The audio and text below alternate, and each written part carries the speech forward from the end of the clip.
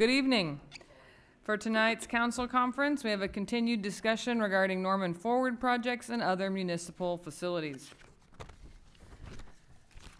As background on this conversation, we had presentations presented to the City Council on February 25th and March 3rd. March 3rd, we were available to take public comment.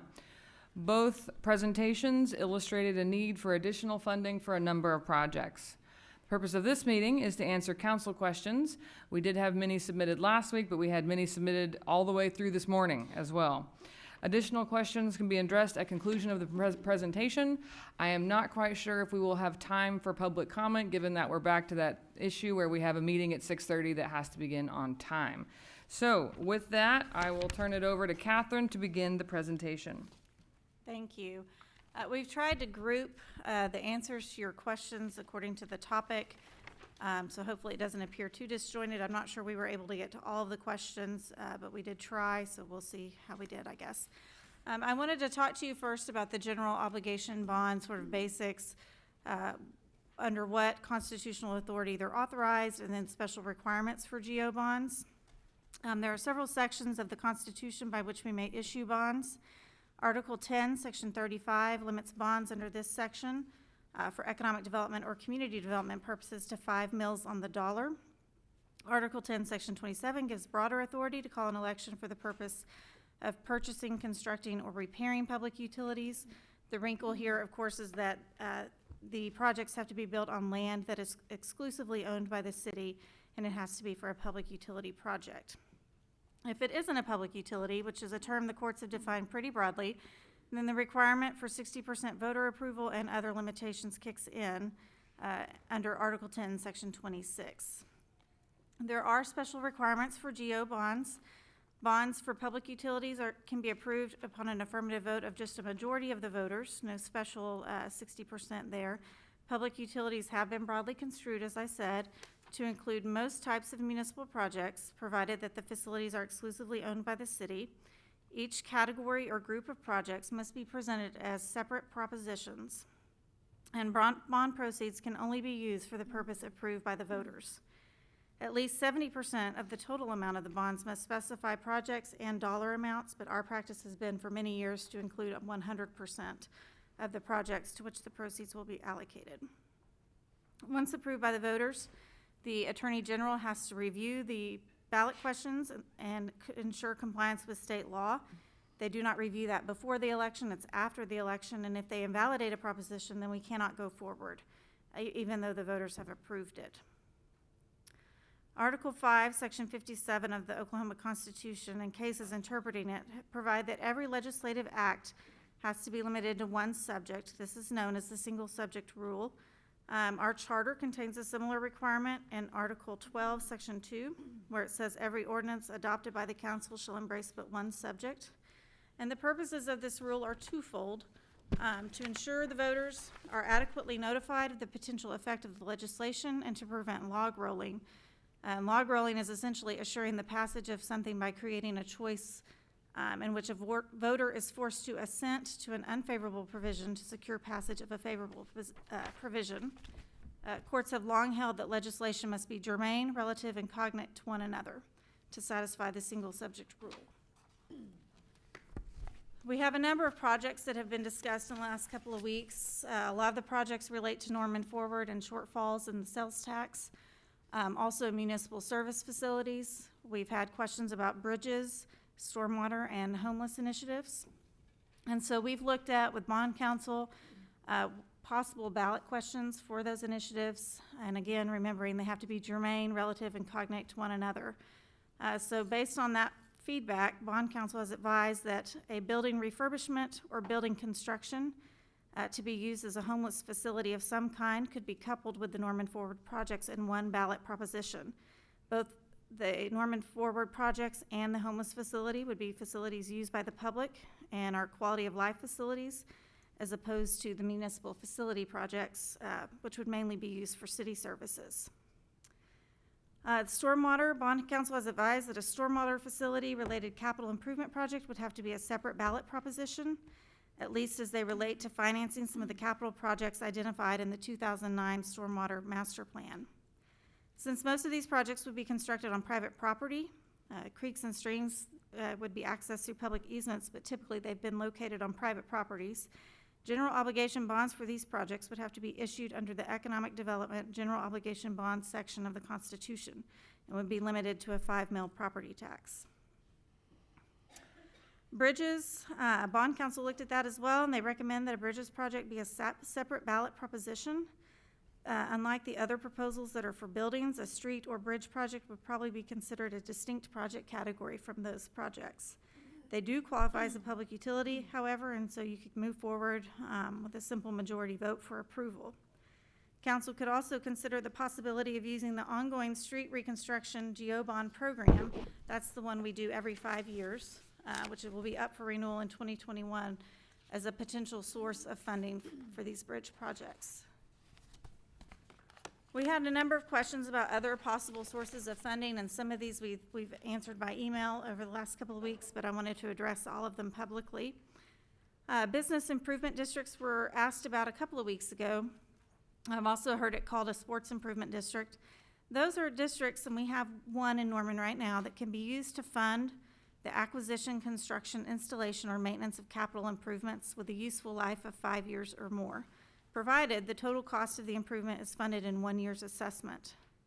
The improvements have to confer a special benefit upon property within the district, and generally they're created by a petition being filed with the city that sets forth the proposed improvements to be assessed against the property that's benefited by the improvements, the estimated costs, the area of the district, how it will be assessed, and then how those costs will be apportioned between the city and the district.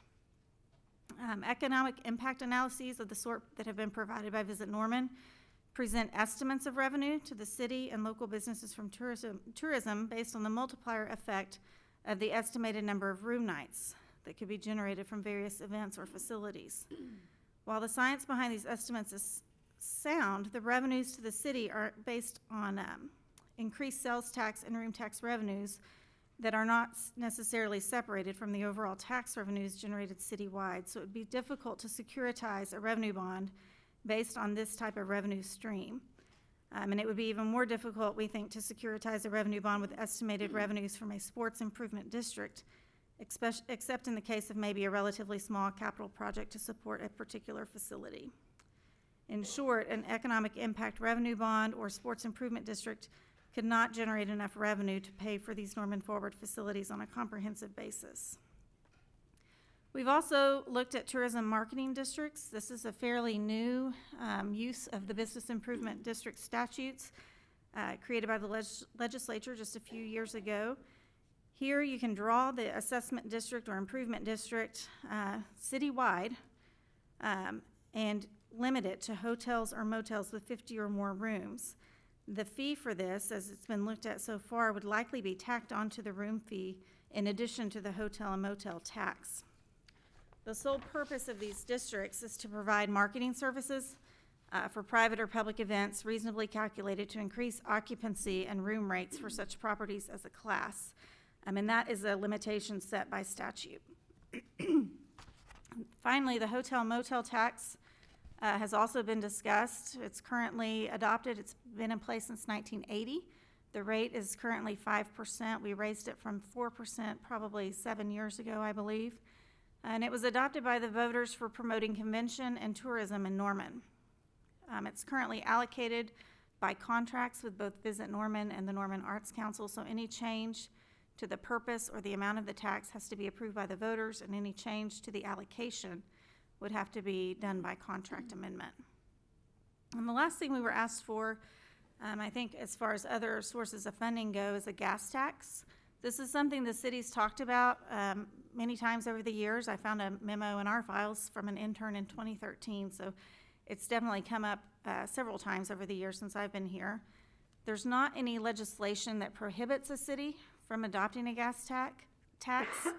It would require a vote of the people and likely some changes to how the tax commission collects information and taxes from gas stations.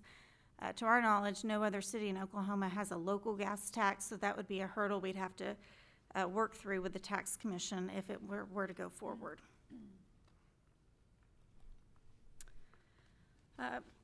We had a number of questions related to the financial options. I'm going to turn it over to Anthony to answer those. Good evening, Madam Mayor, members of the council. I'm Anthony Francisco, the finance director, and as Catherine said, I'm trying to respond to some of the questions that have been posed by council related to the financial options that were presented over the last 3 weeks.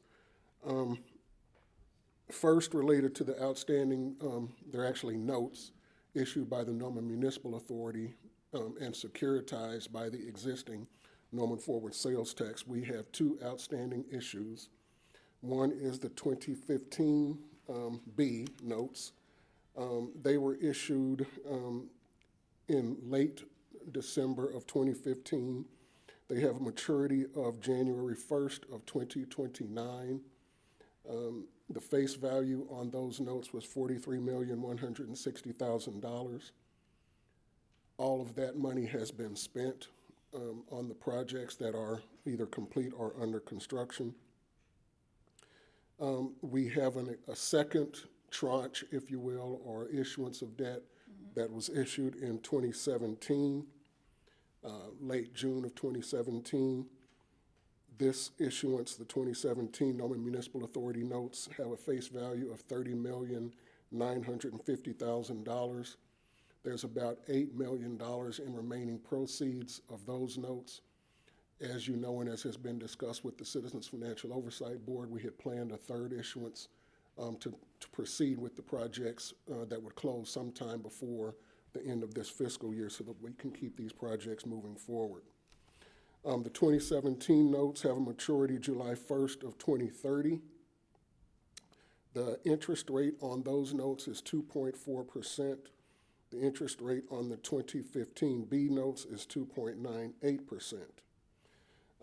We had some questions about, okay, can we pay off those bonds and kind of replace them with general obligation bonds, hopefully at a lower interest rate. Theoretically, we could issue some defeasance bonds, if you will. We would then, either set aside the money to pay the interest on an ongoing basis on the outstanding notes that we have, or replace them. But if we were to pay them off early, there are some fairly significant financial penalties for prepayment. Obviously, the investors in those notes want to have that guaranteed interest revenue stream. And so when we initially issued those notes, we put what's called call protection into those notes. For the 2015 notes, there's what's called a yield maintenance fee as part of the indenture agreements. Basically, we either have to pay off the interest that would have become due over the remaining life of those bonds, or do a fairly complicated calculation of the present value of the interest stream that would have been paid over the life of those notes, and then pay the difference.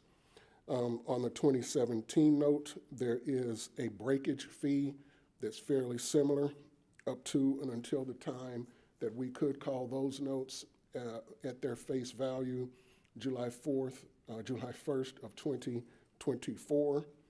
The breakage fee is very similar to that yield maintenance fee, in that basically we would have to pay the interest stream that would have occurred to maturity of those bonds, less the present value of the interest stream to the date that we prepaid those notes. So again, there wouldn't be a big financial benefit to paying off the notes early.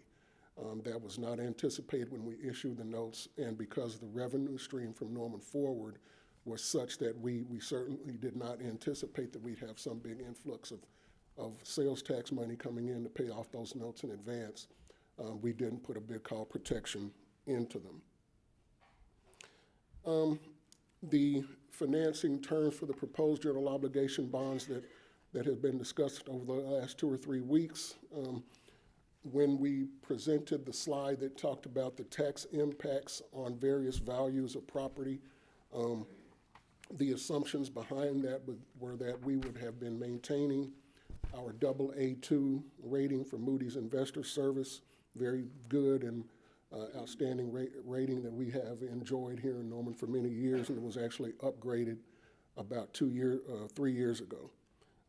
We assumed a 20-year maturity on those bonds, a 2.56% interest rate, and we did assume a homestead exemption would apply when we did those projections of the tax impacts on individual properties. But I would just say, remind council that those are just projections. When we would actually go forward to market the bonds, interest rates would be different than they are now. Everything that has happened lately would indicate they might be lower. But who knows what may happen over the next 2, 3, 6 months, and certainly over the next year. You would certainly expect that the interest rate environment could not be much better than it is now, or that we would expect it to be between now and June. But who knows what happens after that. So if there are any questions that I haven't responded to, we'll try to respond to them now. Councilmember Carter. I was just wondering if 2.56 maybe shooting it a little high right now. Not in our current conditions, and given that, again, we assume that these bonds will be issued on a taxable basis. We can't issue tax exempt debt when we have these facilities that are being operated outside of the city's operation. So we have assumed, and again, when we go forward to market the bonds, we might be able to do them tax exempt. But the assumption that we made here was that they'd be taxable. Quick reminder to council members, lean in. We've had some constituents say they can't hear. I know when we were talking about the hospital bonds, time was of the essence because the rates at that period of time had dropped considerably. And so you're saying we're still at a Very favorable very interest low. environment. So Yes. the risk in waiting would be it's more likely to go up than down. Would that be a fair? I think that's a very fair assumption, yeah. Certainly, to the extent that there's this bubble going on, and by the way, it's killing me on the investment side, as council's going to see in your investment report that you get each month. But to the extent that there's this bubble going on because of fears about the coronavirus and those sorts of things, that should not be expected to continue more than, certainly into the summer. Yeah, thank you. Thank you, Councilmember. Councilmember Patron. I have other questions, but on the topic you just were covering, what was the anticipated revenue that we would be bringing in from the property tax versus our payment on the notes? On the proposed GO bonds, Actually, I had the same question for the sales tax bonds that are out as well.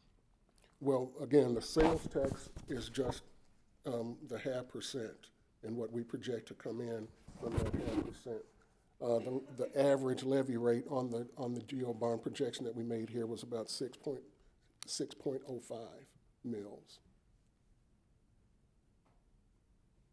So how does that translate for,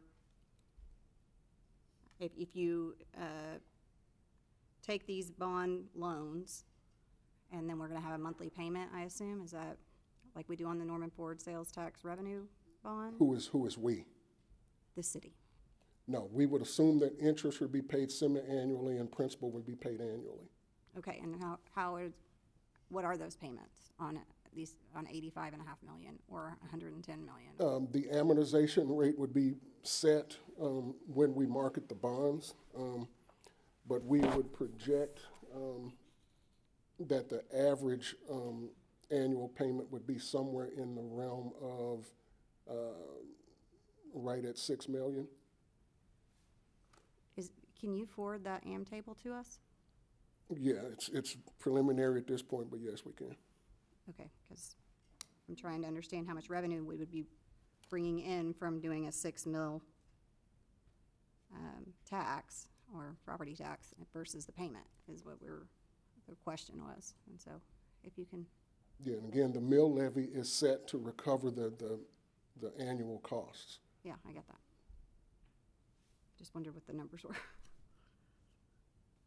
Okay, I have other questions, but we'll keep it, it's difficult to jump around subject to subject, so I don't know if anybody else has questions on the pricing. Thank you, Councilmember. Councilmember Holman. Anthony, so one of the things that stuck out to me about the recommendation from the Citizens Financial Oversight Board was the second recommendation to take due caution to consider adding the projected shortfall in the Norman Forward sales tax collections over the life of the Norman Forward sales tax to the general obligation bond. The numbers that you've put together preliminarily, do they consider what we think the shortfall is going to be over the 15-year life of Norman Forward? No, sir, we did not project that into the principal and interest that we assumed when we did the calculations of tax impacts. If council wanted to do that, you could. We had some other questions that related to, well, what if we get federal money for the James Garner project, or what if we get private money for some of these projects? I think part of the discussion that the Citizens Financial Oversight Board had would kind of bode toward that, where if we did have some savings in projects, or we did get some additional revenue coming in, rather than that being kind of added to the projects, what you would do is return it to the Norman Forward fund balance to pay for additional Norman Forward projects that we anticipate going forward in the future that would either not be covered in these general obligation bonds directly, or that the shortfall in sales tax would bode toward those projects not being able to be done at the scope that they were anticipated to be done. So that's kind of a way to respond to both of those concerns, and I think that it covers the discussion. I was in the Citizens Financial Oversight Board meeting yesterday when they talked about that, and it's a very valid concern that they stated. The CFOB has consistently talked to council about keeping in your mind this projected shortfall from the sales tax and our ability to meet all of the projects that are anticipated in Norman Forward.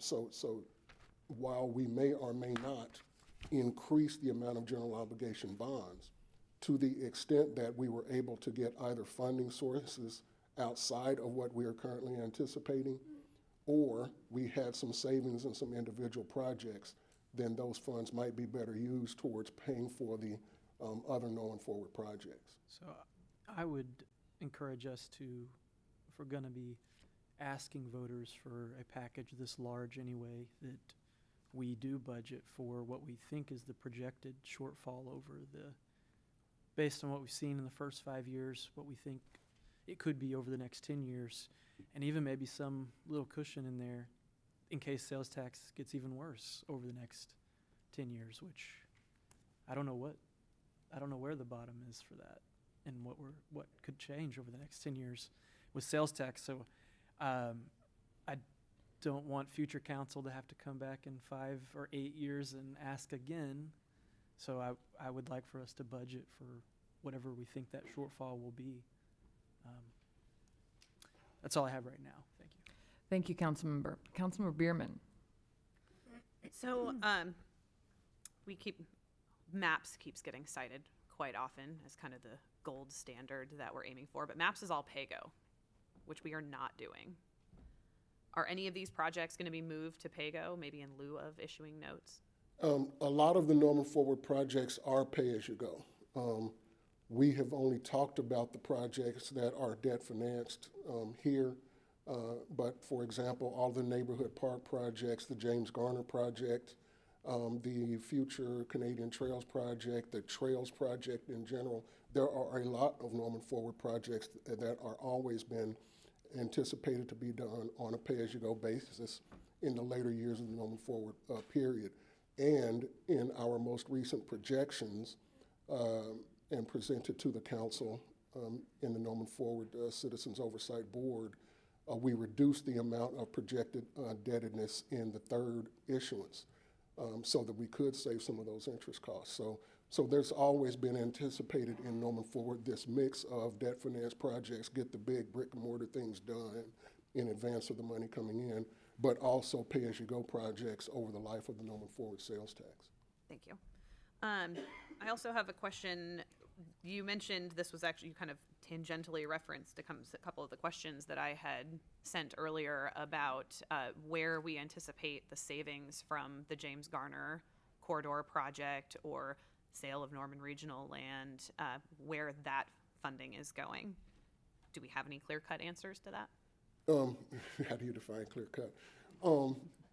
In the case of the James Garner project, yes, we do anticipate that There would be some matching funds from the Federal Transit Administration, administered through the Association of Central Oklahoma Governments. We don't know how much that would be, but that is why the project has been delayed at least to this point, waiting on those matching funds.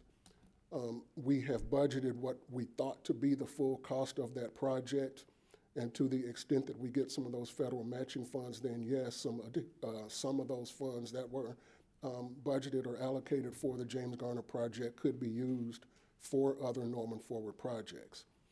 To the extent that the Norman Regional Hospital purchases the land that the city owns on the Porter campus, it would be totally up to council what you wanted to do with those proceeds. But there has been no lack of discussion about how it might be used. We have lots of needs. We have needs for vehicle replacements. We have needs to replace buses. We have needs for stormwater. We have needs for bridges. We have all sorts of capital needs that might be considered, as well as to supplement the other Norman Forward projects. You're right, we sure do have a lot of things we need to fund. So, and then my last question kind of in this particular line is, you also mentioned funding from outside sources, which is another question that I asked. What assurances are we going to be giving taxpayers that any private funding used on these projects that we are also asking for additional taxpayer money for will be used to offset taxpayer money and not be used in addition to? I would again just suggest that it would be the language that we just used to ensure the taxpayers that those funds could only be used for Norman Forward projects. But to the extent that we were able to get some private donations for some of these facilities, and if the facilities were built at exactly their budgeted costs, that rather, instead of increasing the budget for those projects, we might use those funds to be freed up for other Norman Forward projects. But I would suggest to council that you might want to write in language that would limit it to Norman Forward projects. To be included in the ordinance? That's one thing you might do, yes. Thank you. Thank you, Councilmember. Councilmember Carter. So,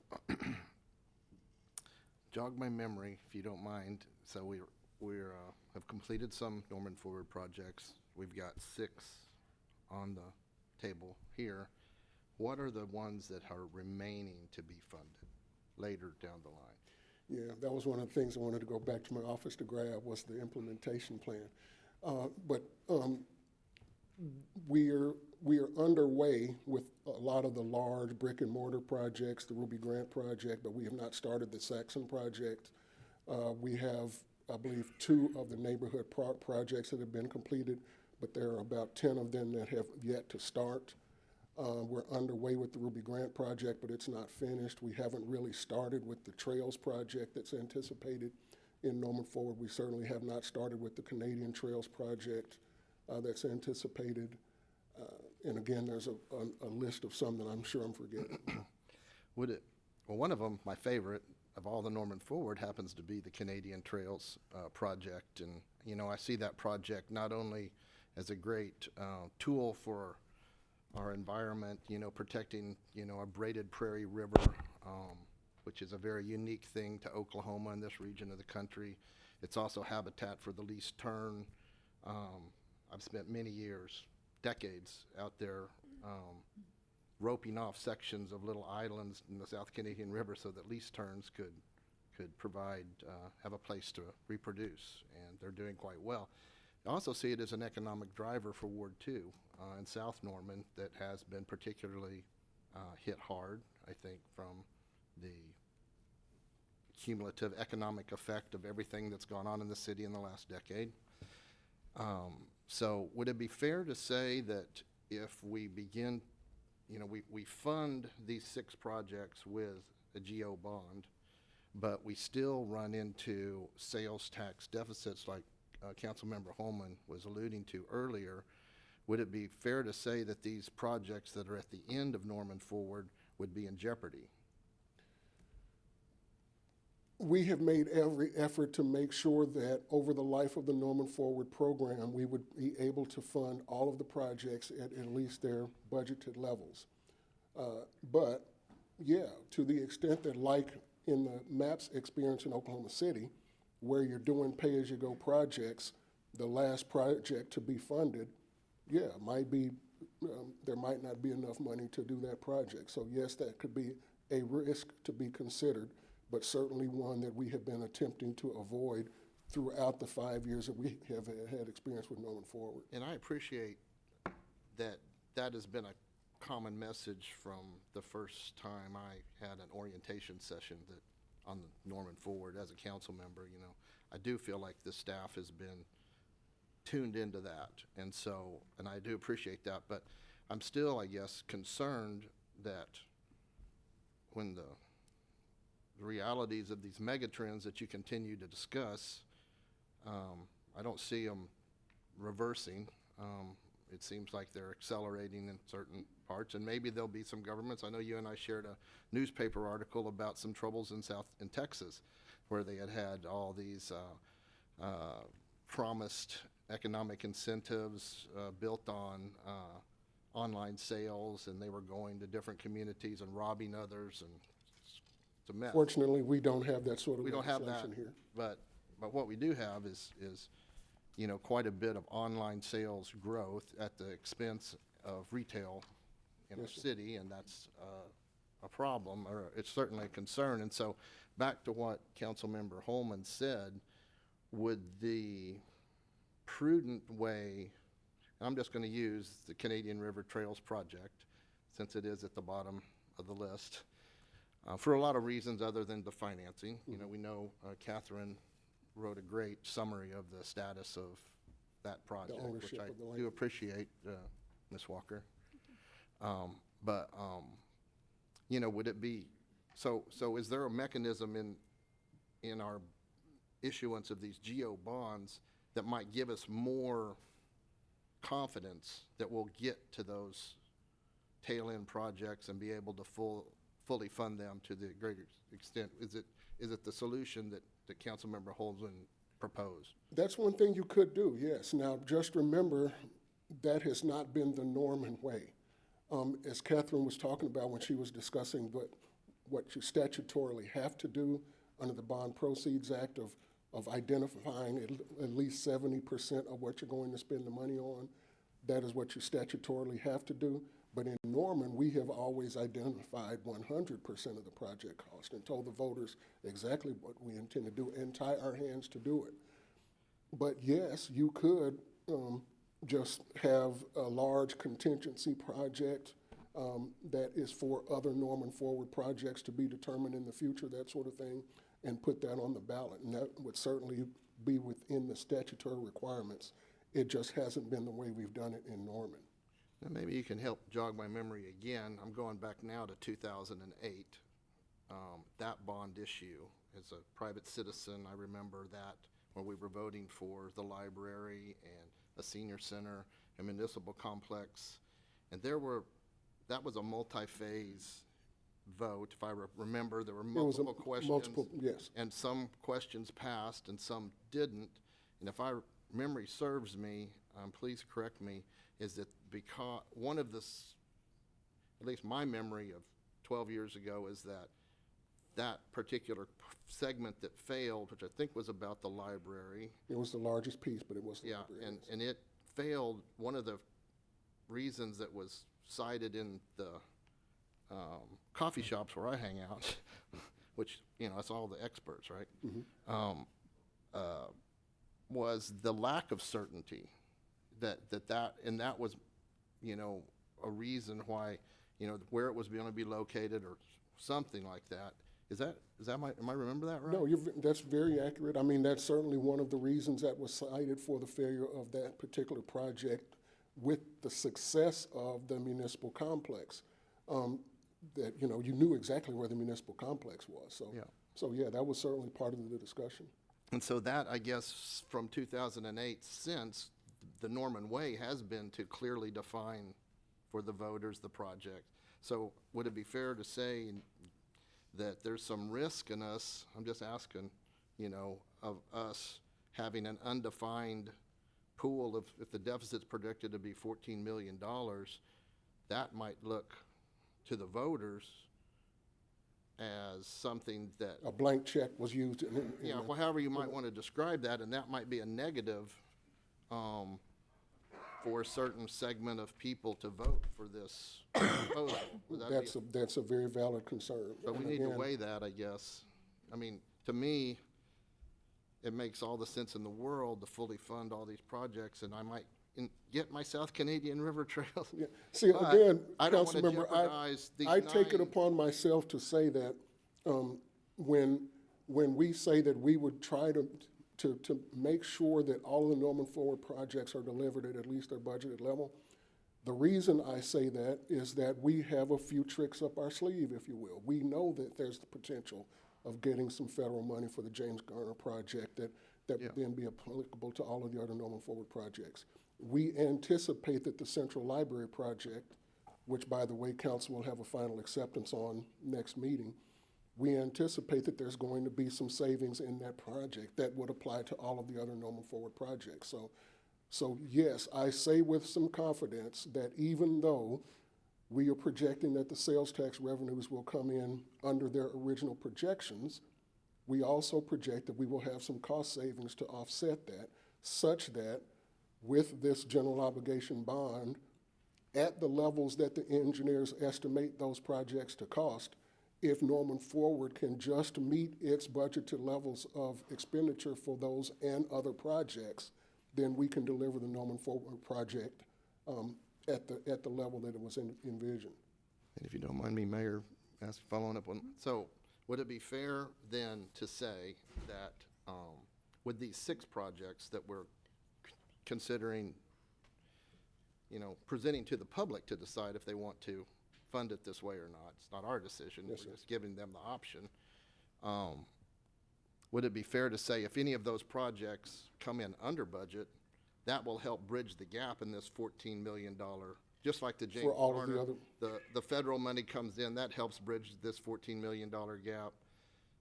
Anything other, some of these projects have come in under budget, Yes, sir. The The East Library came in under yeah, budget, the library, Westwood Aquatic Center came those in under funds budget. can then be used to offset this projected revenue, sales tax revenue deficit. Yes, sir.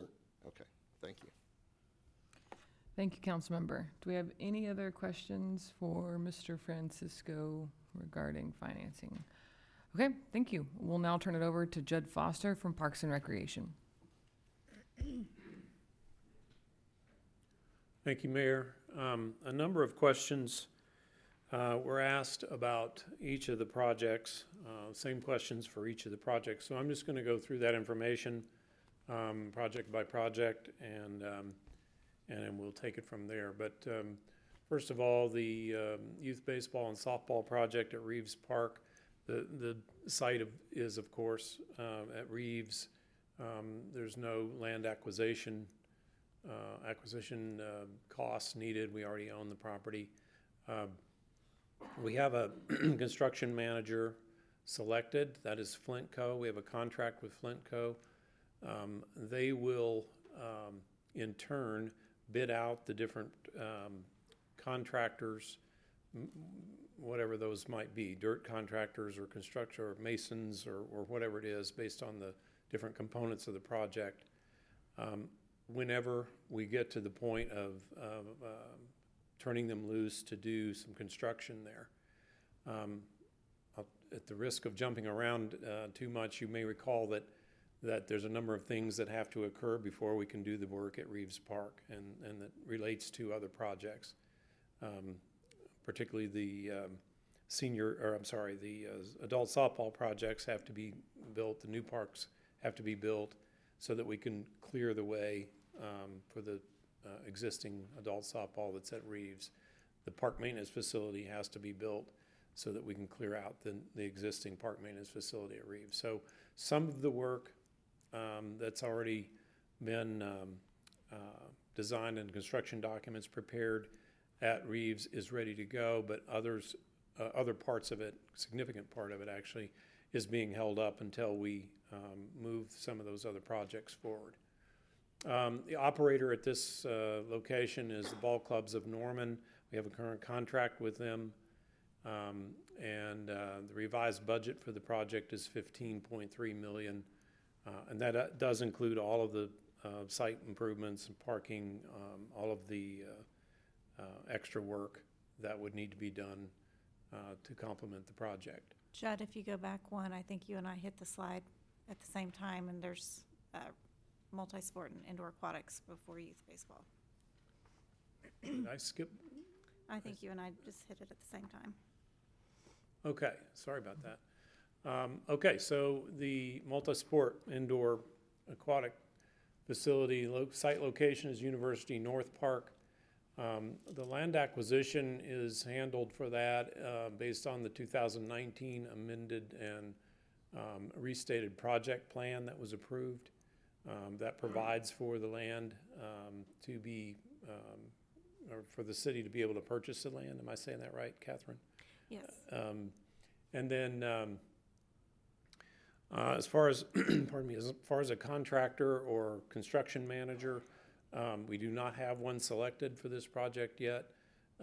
The planning phase is just now underway. We're at the conceptual design phase and have not reached a point where it's time to bring on a construction manager yet. However, that will probably be in the near future once we determine the extent of the project. I mean, this one could go one of two different ways, as you know. We don't know if it's going to be 4 basketball courts or 8 basketball courts, or a 50-meter pool or a 25-meter pool, et cetera, et cetera. So once we identify all of that, then we'll be able to proceed with construction managers, and then in turn they will bid out work for contractors. Operator is also unknown. We are at this point, we're in the process of developing the RFP for the operation. We actually anticipate issuing that the end of this week, and hope to have responses back in April and some sort of an MOU prepared for council in May, either late April or May, potentially. Annual contributions have always been anticipated to help offset operating fees for this facility. The UNP agreement provides $350,000 through the, I'm sorry, I said the UNP, I meant the TIF agreement, right? Provides $350,000 towards this operation. Norman Regional Hospital has discussed the option of participating at $50,000 a year. Sooner Swim Club has also discussed that, and of course, it's not on the slide, but Norman Forward funds have been set up at $175,000 a year to contribute towards this operation. The revised budget for this project is $58.8 million, and that does include all the different site improvements and other facilities. Ruby Grant Park, there's no land acquisition needed. We own the property already. We have a construction manager contracted. They are working. It's Crossland Construction Company. Again, they're underway, and they are at a point really where they need direction on the extent of the work that they can do. They're going to proceed, and if nothing changes, their timeline is to finish in October or November this year. If we're able to add approximately $2 million more to the project, they'll be able to. We'll have to do some initial construction documents, but they'll go back, and primarily it'll be work on the trails, providing a hard surface, concrete paving surface to the pedestrian trails. There's other components as well, but that's the main issue and the largest dollar figure issue. There's no operator for this park. It's our department, the City of Norman Parks and Recreation Department. There's no, other than an occasional cross-country competition that the schools would sponsor or host. It's going to be open to the public every day of the year, just for free use. The budget for this project is $8.1 million, and again includes all the other improvements. adult softball and youth football. This site is at Franklin Road and 12th Avenue. It's land that's owned by the Norman Utilities Authority. We would purchase the land from the NUA, and that purchase price is part of the project cost. The original site purchase price was basically insufficient. We had $2.5 million for this whole project in the Norman Forward budget. Originally, we had talked about land that's owned by the Department of Mental Health and Substance Abuse on East Robinson. And in our first discussions, we were hoping to lease that for $1 a year. Obviously, that didn't work out, and so now we've relocated to our site at Franklin and 12th Avenue. We have a contract with the Norman Adult Sports Association, and also for the adult softball portion. Optimus Club, Norman Optimus Club runs all the youth football, tackle and flag football programs. And so we would anticipate they would manage the practice fields, the football practice fields, and our contract with the Norman Adult Sports Association would transfer from where they are today at Reeves Park out to the new location. The revised budget for this project is $11.5 million and includes all of the other improvements that we mentioned before. Soccer improvements at Griffin Park. Again, the land acquisition has been taken care of with a lease arrangement made with the Department of Mental Health and Substance Abuse. We have two 15-year leases in place now, and funding has been set aside for that out of the Norman Forward funds. We have a construction manager contracted, that is Flintco, and they are underway. We've done a number of smaller projects out there, and when they reach a point, again, same situation as the other projects, when they reach a point to know how much of the project we're going to construct, they'll be able to bid out different portions of the project to subcontractors, and that's when we'll know those different costs. In the meantime, Flintco, for both the Griffin and Reeves projects and Crossland out at Ruby Grant, have provided or will be providing a guaranteed maximum price. You may recall that from the Ruby Grant project. So it's part of our contract with the construction manager. Once the bidding is completed, they set a guaranteed maximum price, and the council agrees to that by contract with the CMAR. Same thing eventually will happen at Reeves and at Griffin. The Norman Youth Soccer Association, of course, is the provider for that service. We've been under contract with them for many, many years. It's been a great relationship, and we, of course, anticipate them continuing on. Revised budget for this project is now $32.8 million, and it also includes all the other amenities. So next is the Senior Wellness Center. You're aware we've had recent discussions about changing from the site from Reeves Park to the Porter campus site for Norman Regional Hospital. The ad hoc group has voted to recommend that to the council. They're all in favor of that change. There would be no land acquisition funding needed. It would be, it's actually already owned by the city. In fact, we would be proposing to sell land that we own to the hospital in that location. Again, contractor is awaiting final design. The design is at conceptual stage at this point, and just like the aquatic and multi-sport facility. And so once we proceed a little further, we would be considering a construction manager contract. Operator is unknown at this time. We have issued proposals, requests for proposals, and received 3 proposals. We will be scheduling interviews for those proposals in April, and hope to bring an MOU for an operator either in late April or May for council consideration. Revised budget for this project is $12.4 million and includes all the improvements needed.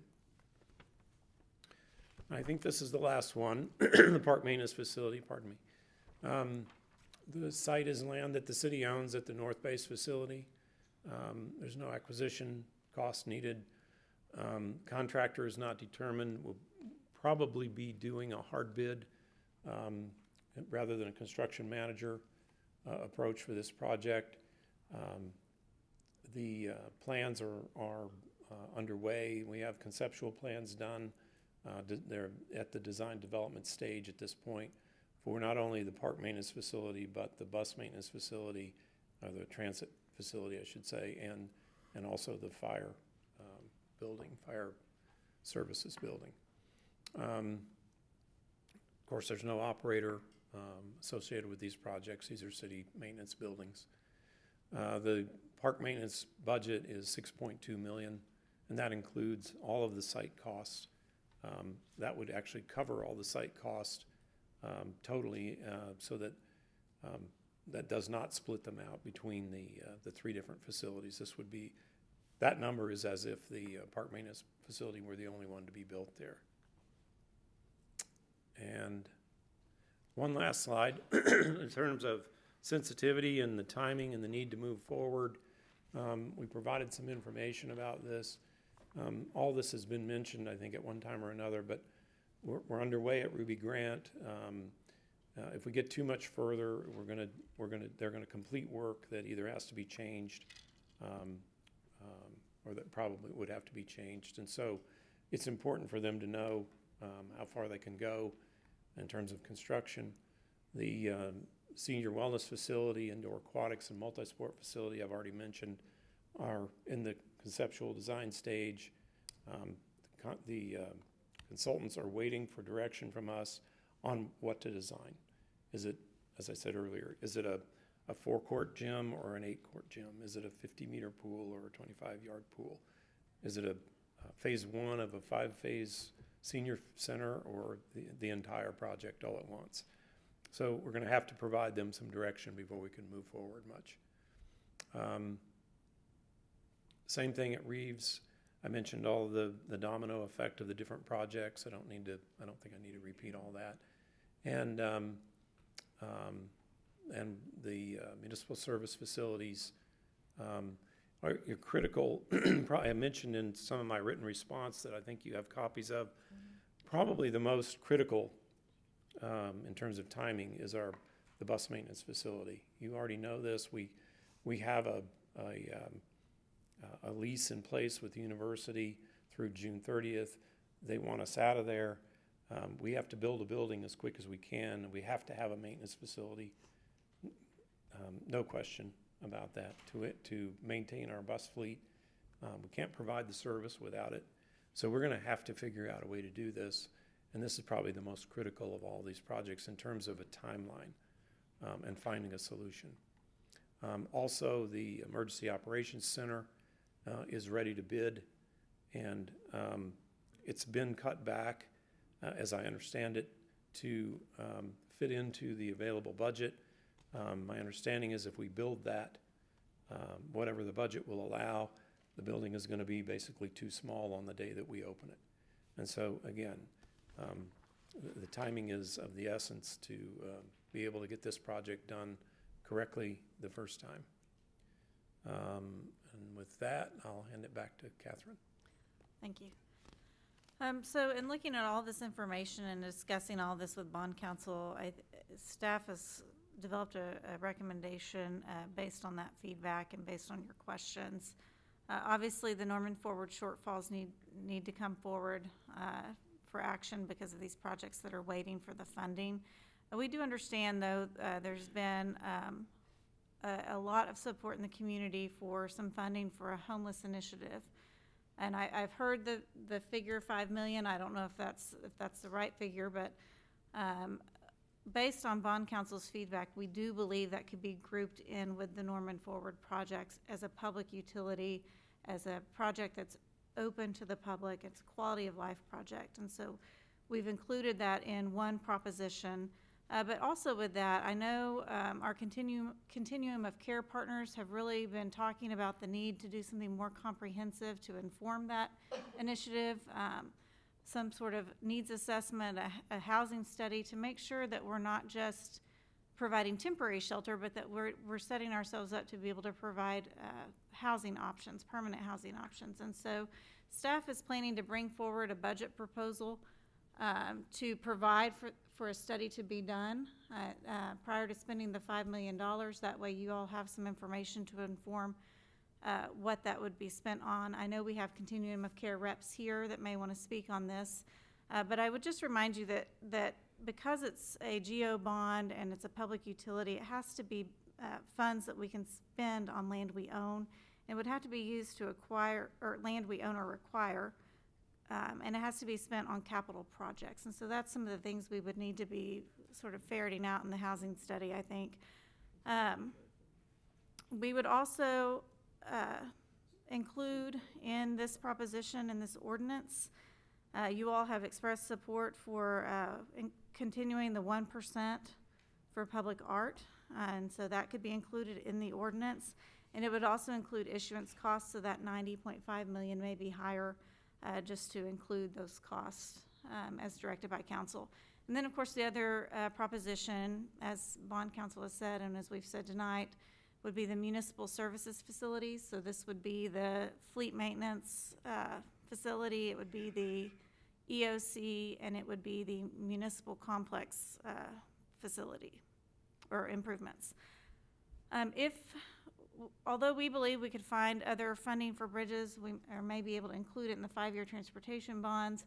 If council desires to move forward with something to address those issues, that would have to be a separate question, as would the stormwater issue. I know there's a lot of support on council for stormwater projects, and so that would be, if we wanted to include that now, that would have to be a separate proposition as well.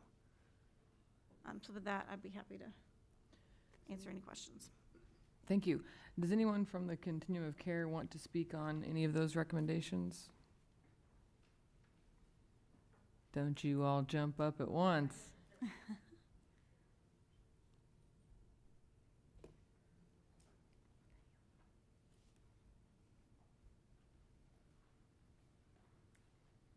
Hello, my name is Jessica Moore. I'm the chair of the Continuum of Care, and we have Raina Cumbey, who is the co-chair.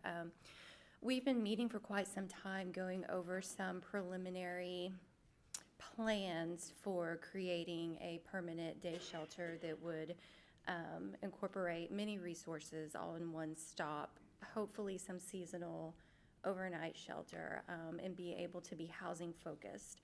A lot of shelters provide, simply shelter, but don't really work with the individuals on a regular daily basis to provide housing solutions and help connect them appropriately. So, our hope is that we would be able to establish something that would be able to provide that to our homeless community. Thank you. Yes. And I'm glad that you're here in case there are additional questions, Yes, and there absolutely. probably will be. So I'm going to ask you to sit Sure. right there. Oh, Okay? Unless you want to walk back and forth. And you may not get any questions, but unless you want to get your steps in, any questions? Okay, thank you. Councilmember Holman. This is for Judd, please. If you could give an update, because I know in the origins of Norman Forward, in regard to the Aquatic Center, we talked about the YMCA's involvement and potentially operating it, and I know that partially was part of it originally being connected to the YMCA, but if you could give us an update on the YMCA and their involvement in the Aquatic Center. Well, in terms of the operating agreement, is that what you're asking about? The operating agreement for the aquatic facility, a multi-sport facility, both together, is at the stage of a request for proposals that is drafted and being under final review with ADG. It's going to go out at the end of the week, but that's our goal, is to send it out this week. We anticipate the Y would be a proposer As far as we know, they have interest in operating both of those facilities. I can't That's say fine. for sure that they would submit a proposal. That's my But, main one, is that if they're still interested, because I know they As far were as I know. talked about a lot when we were putting Norman Ford together, was that their They- pool was older and overcrowded and overused, and if we were Right. going to build this new facility, especially if it was attached to them, that they would be a likely. Sure, had it been attached to the existing YMCA, they would have been kind of a natural operator, particularly for the pool side of it. But obviously, that's not the case now. But they're still interested in being the operator. I expect a proposal from them. They did submit a proposal also. They were one of 3 that turned in proposals for the senior center operation. So I say that just to say I think they're still interested. Have we reached out to the Moore Public Schools at all? I know, they have 3 high schools, and Moore High School used to have a pool, but they closed it a few years ago, so I don't even know where they practice at, if they practice in Norman right now. If more public schools would be interested in helping the operational cost of the We have not. facility. I We have mean, not talked to them, but certainly can. Yeah, I would think any high schools in the Cleveland County area, I guess, that might be interested in. Sure. Yeah, I'd be happy to. Again, once we get an operator on board, under the memorandum of understanding, an MOU kind of agreement to start with, they would be really key in exploring all of those options. I would think, without getting too far ahead, I would think that you'd have to be careful that you didn't overcommit your water time Sure, if you added 4 more high schools or Right, yeah. more. So you just have to be careful we didn't overcommit our availability. I agree completely. Thank you, Judd. Mhm. Those are all I have right now. Thank you, Councilmember. Councilmember Scott. Judd, don't go far. Thank you. Sorry. Also for you. Okay. Thank you all for your work and being expedient about all of this and getting it together. My question actually has to do with the Red Cedars in Ruby Grant Park. I know I emailed you about it maybe last week, but I'm wondering, because this is a continual issue because it's an invasive species and I'm getting emails about it. What is the cost of removal and how do we eradicate them from the area? We have worked 2 different winters, I think, at least, maybe more than that, off and on with our staff. We have equipment. We have a kind of a mulching or grinding machine that operates from a skid steer loader, and we grind them down and work out there weeks at a time during the winter months, and have removed many cedars and are continuing that effort. We plan to continue that. I'm not going to say that we'll remove every single one. I know that some people in the area would like us to do that.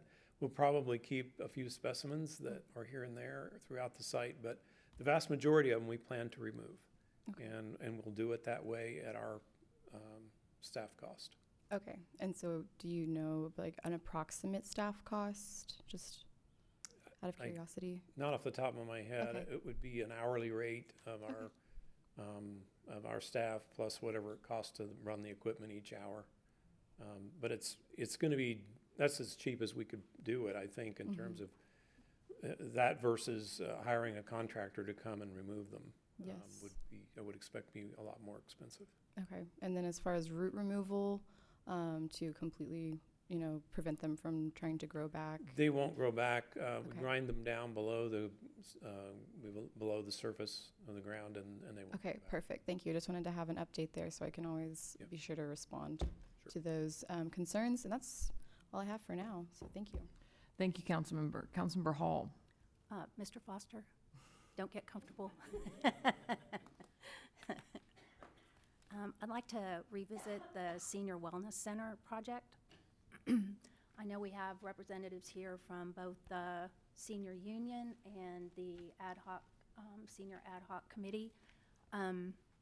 I was in attendance at the last Ad Hoc Committee, and I think there was considerable confusion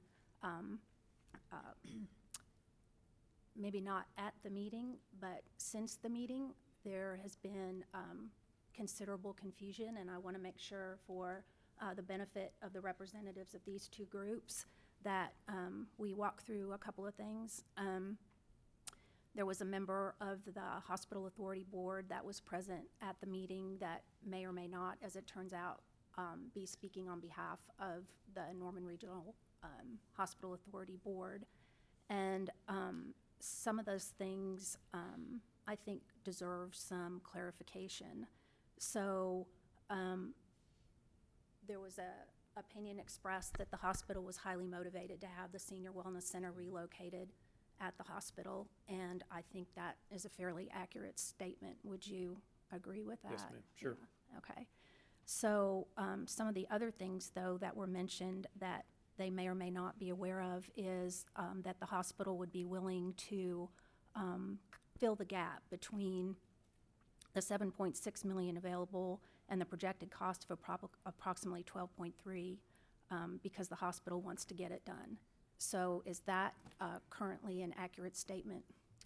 I don't think so. I think the statement came from one of the board members, and I've since have talked to some of the staff at Norman Regional, and their comment to me, they weren't able to be here this evening. I was hoping they could be so they could speak for themselves, but their comment to me was that the board has not met and discussed that option, the filling the shortfall option. Okay. And that person would have been speaking as an individual, maybe an individual board member, but not entirely for the entire board. And so that was where a lot of that misunderstanding came in. But Okay.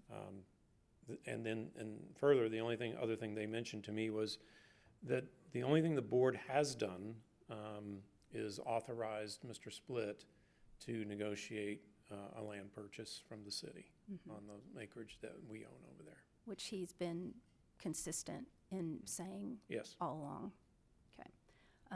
That same board member also implied that the hospital would be interested in being the operator only if it was on the Porter campus. Do you have any updated information about that? Yeah, we've talked to them about that as well, again, and our understanding at this point is they have interest in being the operator. They don't necessarily have to be or are requiring that they are the operator.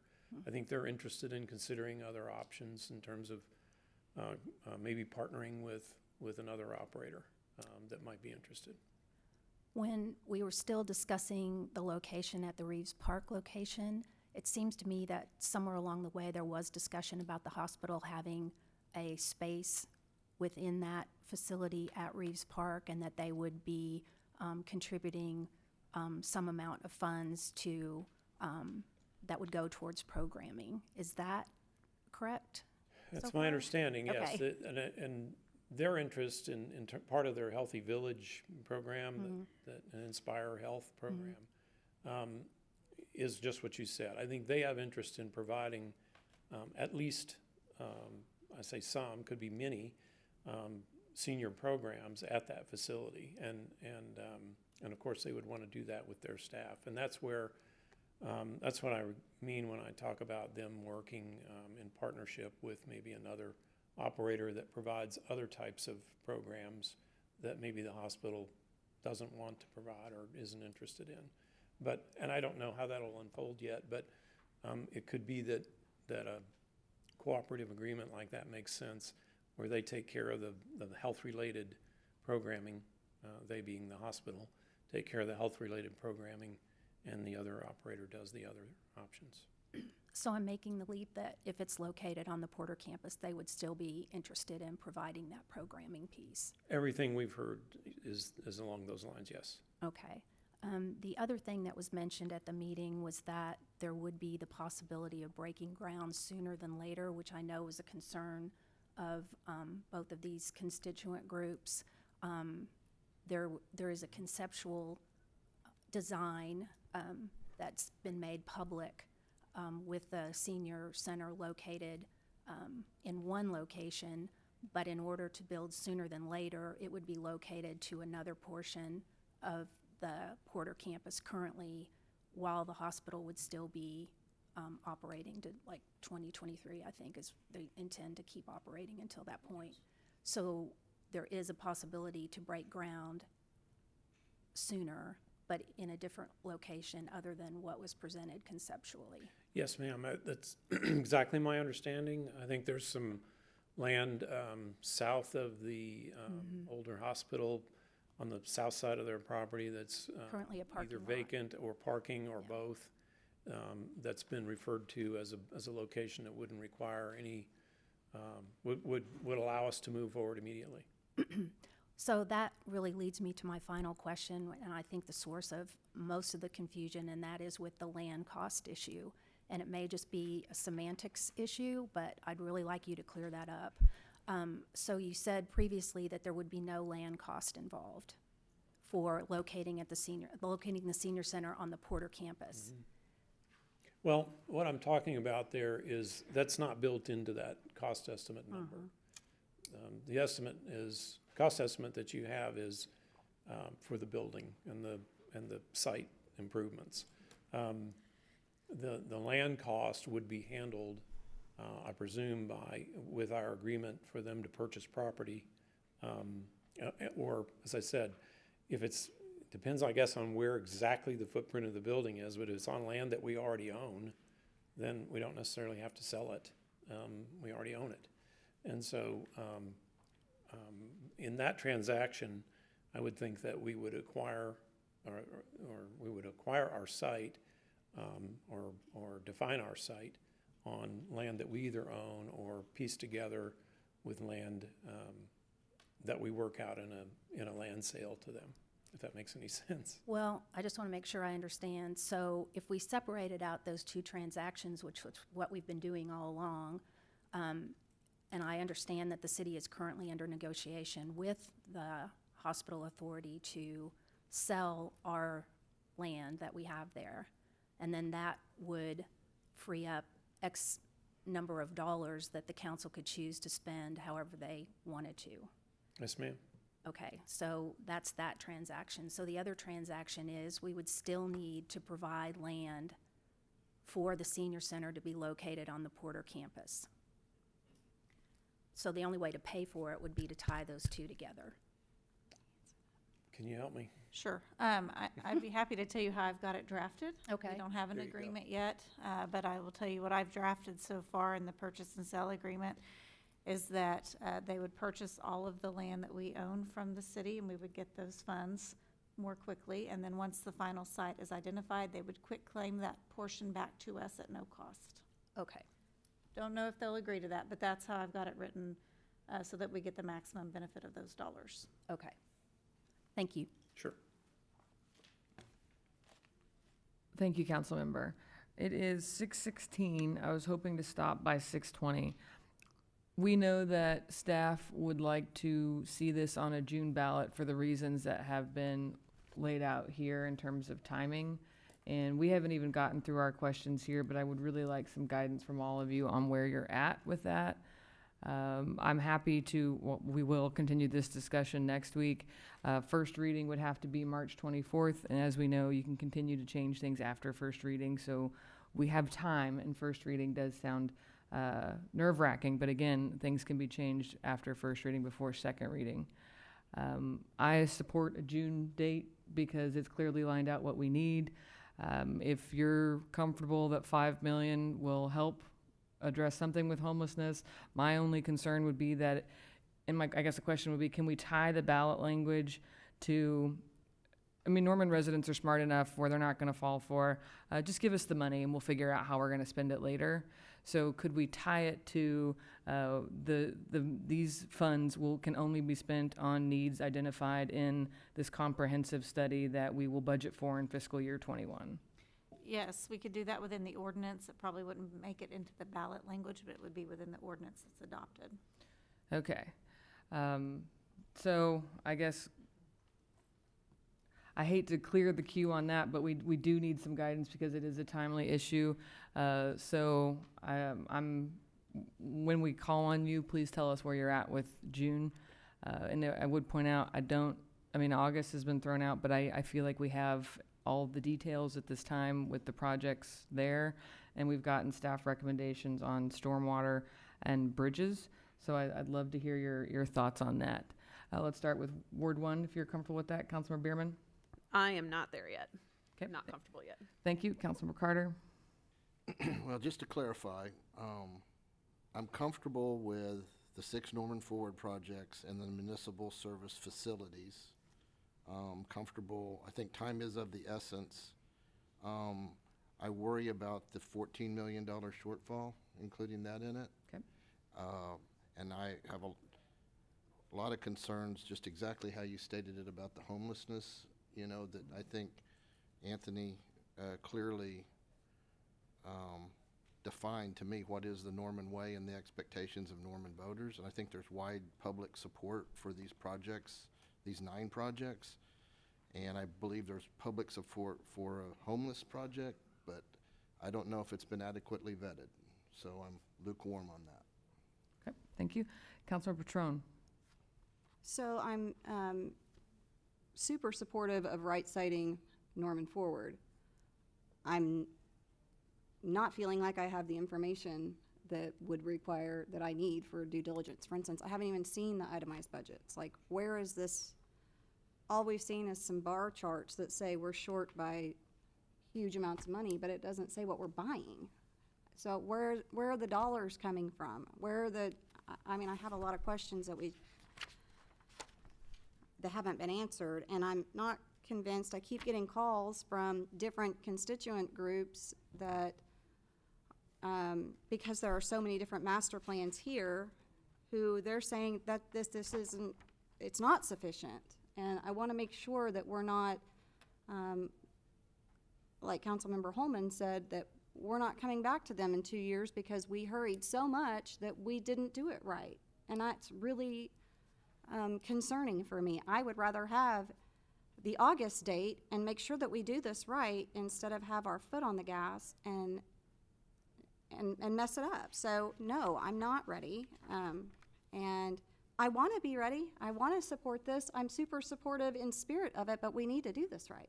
So that's where I'm at. Thank you, Councilmember. Councilmember Hall? Yes. I am supportive in spirit of it all, too. These are all things that are important to the community, important to the quality of life of our community. But I feel like this is a really significant ask, and that we better get it right the first time and better be building the support. I think there is a lot of support for the Norman Forward projects. I think there's a lot of support for, or at least the understanding of the importance of the municipal bond projects. I realize that for the public, June is a little ways off, but in order to get the process rolling, it feels really rushed to me. I also, I'm encouraged that we're talking about adding the possibility that the homeless concept can be added. I'm really encouraged by that. I'm encouraged by the feedback from the community, but even on the Norman Forward projects, I have to agree with Councilmember Patron. I've been getting emails for the last several days from different constituent groups that have questions and feel like the current operator doesn't necessarily speak for the entire project or for the community that's going to be using that project. So that's of some concern to me. I think there's still some wild cards when it comes to the Senior Wellness Center that I'd like to really have nailed down and understand that that's solid and not just conjecture. So I want to be in a place where we can move forward as quickly as possible, but it feels very rushed to me. Thank you, Councilmember. Councilmember Wilson? I'm going to go back to what I said last week, where I am, perplexed that we're having this conversation in the light of all the other things that are going on in the city. So I'm going to say, yes, I love Norman Forward projects. I wish they would have been funded properly to begin with. But on that note, I don't want to rush. If we have the option to do it in August, I'd rather do it in August. And my priorities are bridges, stormwater, which I think are kind of the same thing, homelessness, but I do think that we need probably some more information. And I want to be able to answer, because that's a really contentious topic too. Weirdly, give me however many millions of dollars for sports ball, but gosh, we got to think way long and hard about how to handle homelessness. So the homelessness, near and dear to my heart, because I've been working on the committee too, not as much as you guys have. I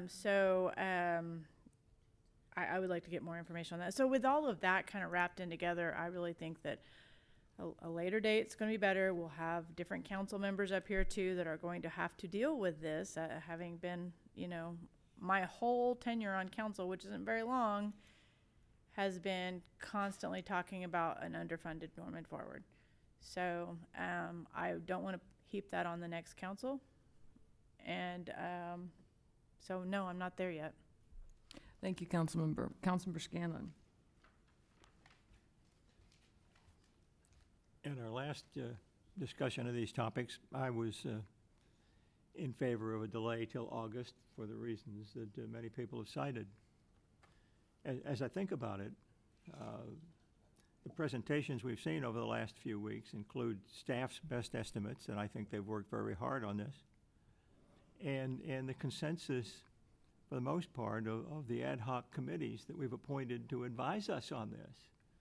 Now, I'm getting the same comments and inputs from various people in the city that have ground down into more detail, perhaps, than the ad hoc committees have presented to us, and they bring up some valid points.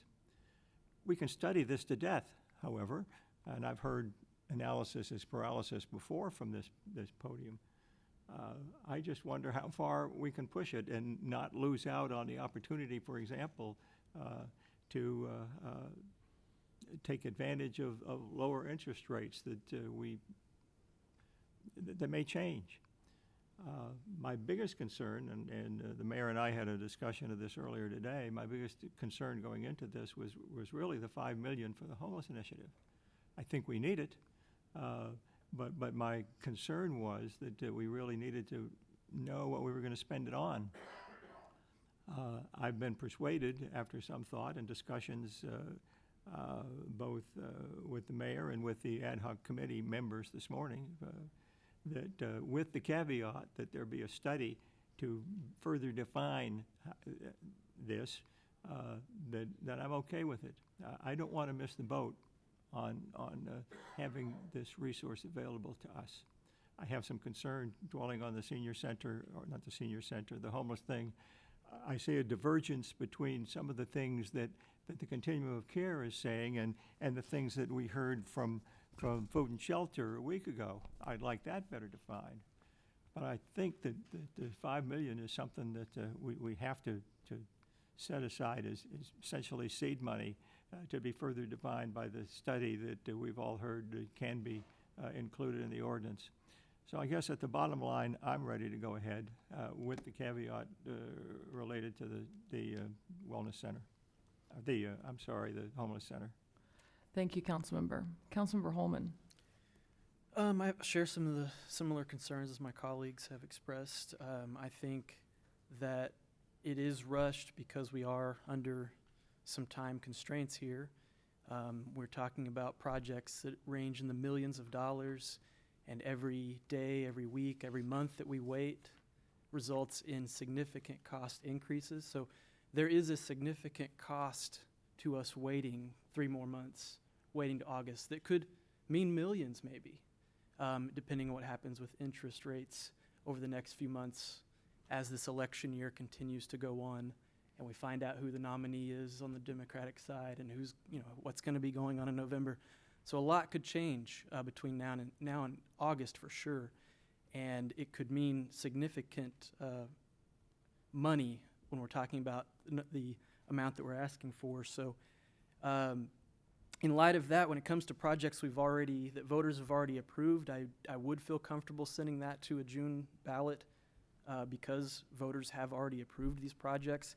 The municipal projects, I think, are extremely time-sensitive, important. The IT one is one that I've really harped on because I think it's maybe the most important piece of the municipal complex stuff is the IT department, and also the Emergency Operations Center being done exactly the way it needs to be done. It cannot be short shorthanded, cut.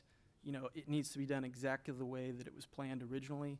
And so for those reasons, I would support a June one, but I do think I have the same questions and concerns that my colleagues have expressed about some of the details and also some of the estimates on cost per square footage that we've received on some of these projects. I've been told by several people that they are just so far out of the ballpark, they're wondering where we got these numbers from, that we feel like we're being taken advantage of. So that's my thoughts on it. I'm not opposed to going forward to a June, and I would like staff to prepare as though we may go forward in 2 weeks with a June one, but be prepared that we may not either. Thank you, Councilmember. Councilmember Scott. I would ditto my colleague, Councilmember Holman, and I endorse those comments. And since we also have time to change things after the first reading, I don't see why we shouldn't move forward because it is time sensitive, and frankly, no one's getting any younger. The seniors aren't getting any younger. The kids who are using these quality of life services are not getting any younger. Like you were saying, every single day that passes, every week that passes, people are frustrated, they're angry, and they want to see action. So for me, I'm comfortable. You know, there are questions, we all have them, and we have time to ask our staff. You know, I saw many questions from other council members as well coming into this meeting today that were addressed by staff. And so we have time moving forward, I think. And if we decide later on that we need to move to an August ballot, I think we have the opportunity to do that. But I otherwise do not see any reason why we shouldn't move forward planning on a June 30th election. Thank you, Councilmember. I have observed a majority wanting to at least shoot for June, but obviously wanting to take a lot of things into account, and Councilor Scott is correct, we can move to August at that time. I really appreciate all of you sharing your thoughts on this because it provided specifically what we need to see to feel comfortable moving forward in June, and I know that our staff will work hard to address all of that, and you have guidance you need to keep us, but we want to move forward towards June at this time. We will continue this discussion next week at our study session. For now, it is 6:30. Let's do a quick few minutes to do what we need to do and resume this meeting. Adjourned.